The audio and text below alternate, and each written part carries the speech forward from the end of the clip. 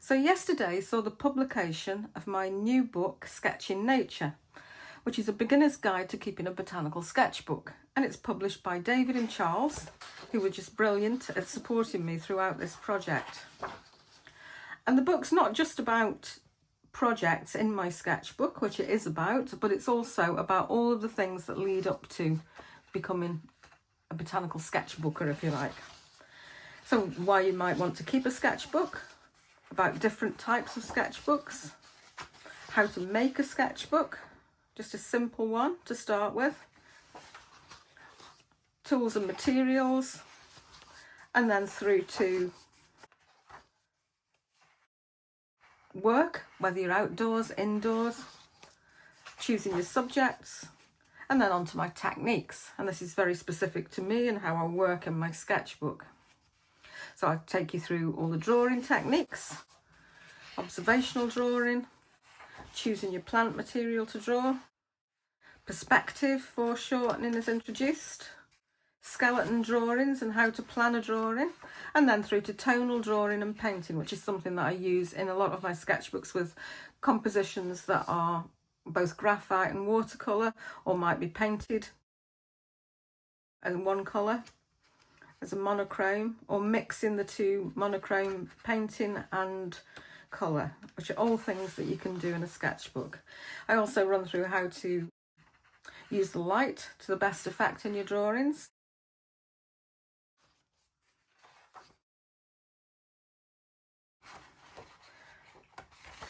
So also, I take you through all of my watercolour techniques, so wet techniques, and a brief introduction how to do it. And what I thought would be useful would be to show you all of these things in videos on this YouTube channel to enhance the contents of the book. So not only can you read about them and see them in images, you can also see them as well being filmed in action and how I actually carry out these things. So basically I'm going to reenact some of the things in the book for you to show you how it all works.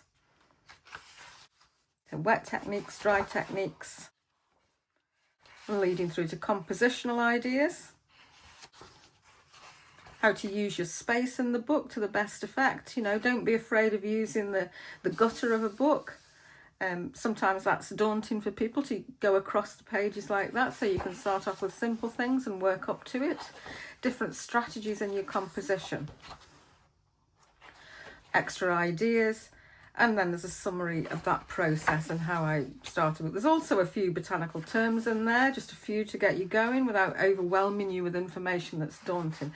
And then there are 6 projects. I'll just go back to the start of that there. So there's 6 projects which take you through step by step in the book, and I'm going to be painting some of these subjects again over a period of time, or similar subjects, not the same exactly, but similar subjects and similar layouts, plus other projects as well. So with the projects, I'm going to be expanding on the information in the book.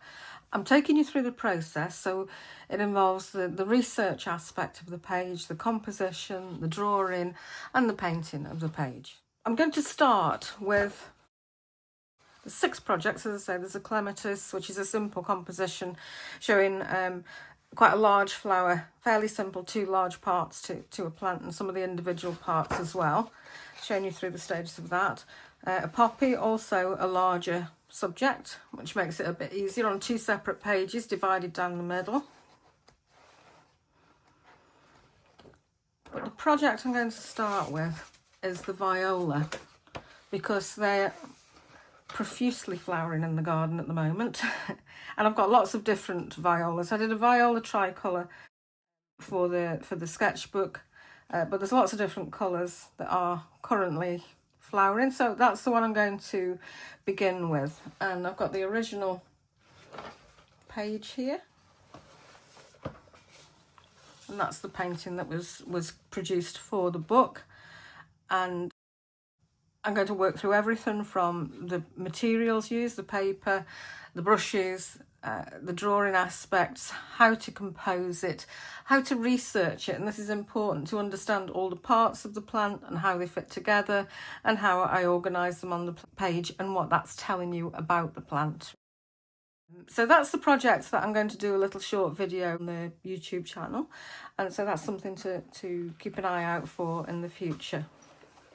So just very briefly now, just flicking through the rest of the book. As you can see, I've got that process in there described in the book, but I'm just going to be expanding on it a little bit and just telling you more about that process and showing you that process a little bit as well.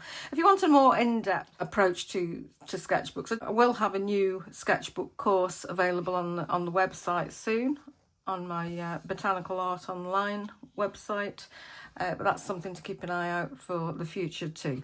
So that's my book. It's published. It's available now on Amazon and in all good booksellers, and I hope you enjoy it.